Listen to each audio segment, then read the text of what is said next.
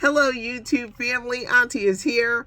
I'm Patty Jackson. I'm your auntie of pop culture. This is the channel where you come for the fun and the giggles and the wisdom and anything else we can come up with.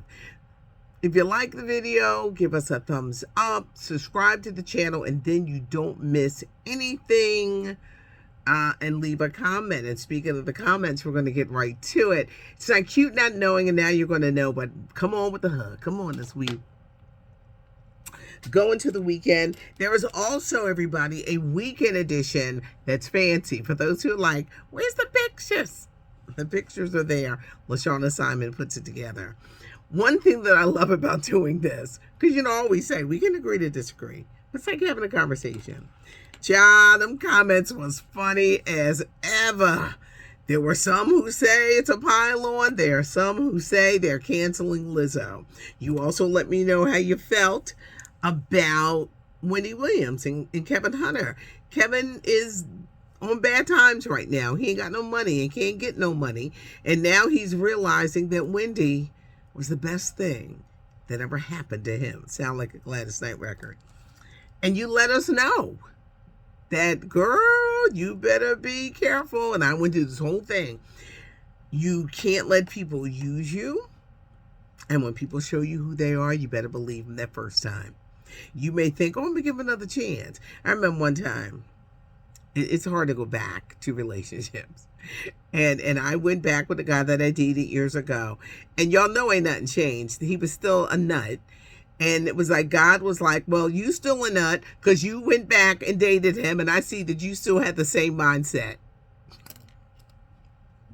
See, sometimes people will be sent back into your life to see if you still stupid. Because sometimes it takes a while to get through that phase in life. But thank you for the comments. They were funny.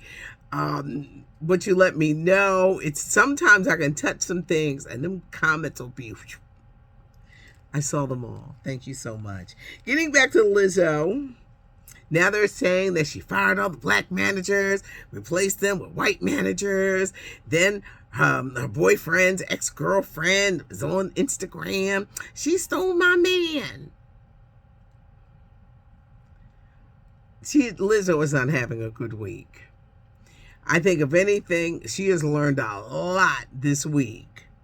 Will she be canceled? She's lost a ton of social media followers. And some people are already put off and disgusted. They think she's a hypocrite, the fat shaming. She put out a lengthy statement through her lawyer. He represented Bill Cosby, Charlie Sheen, anybody that was in trouble. He represented Chris Brown.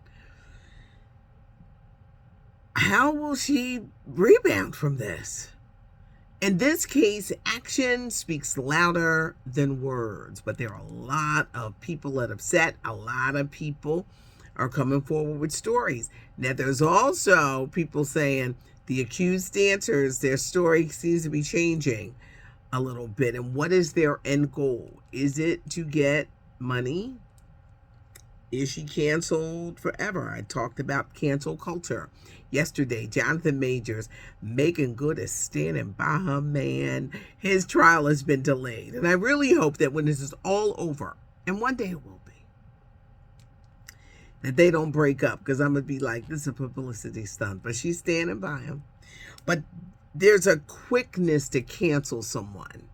It's a quickness to build you up. Oh, you're the greatest. You're the greatest. You're the greatest. And then the negativity starts, the attacking, and people want to tear you down. We're going to see how this plays out. Now, as I was researching stories, I saw a white Lizzo trending. So I say, who's white Lizzo?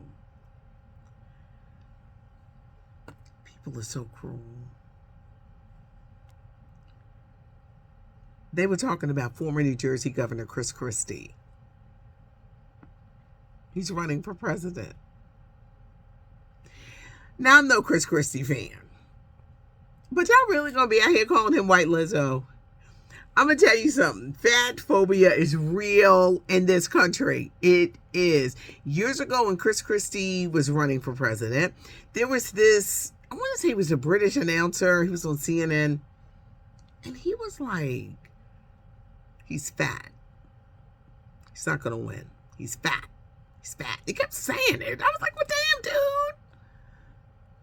There is a fat phobia. When you're obese,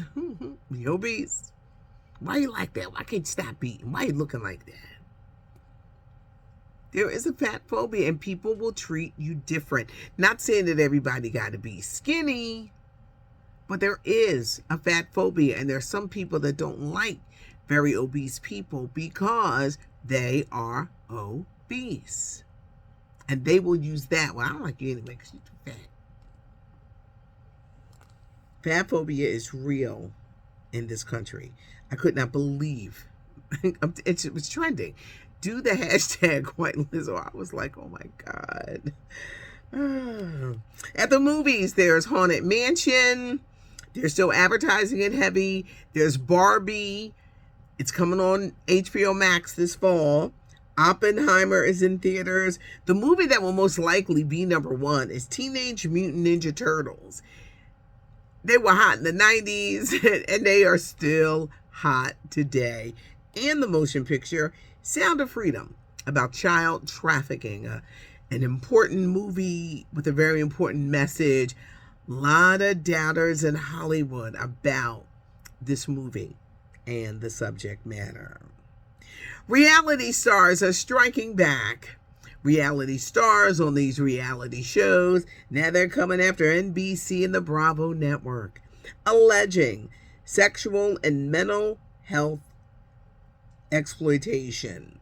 They were fed alcohol to act a certain way. They were not given food at times, so they're hangry, or not being able to sleep, so they would appear disoriented. A lot of them want to unionize and say, you know what, we're reality stars. We should unionize. The thing about reality shows, reality stars, they don't last forever.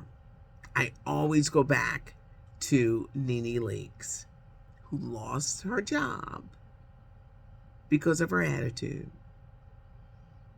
She did. She tore her butt, as they say. And they won't even let her come back. And the Real Housewives of Atlanta could use a jolt and could possibly use her. But sometimes you're like, I don't feel like being bothered with all that. That show needs a jolt. But to bring her back, would it still be all the confusion that you see? Should reality stars be treated like actors and join a union? And this is how they do with these reality shows. You get your 15 minutes of fame, and then they want you to get off the stage so the next person can come and get on. A lot of people are realizing that, wow, I made this money 2 years ago, and now I can't make anything.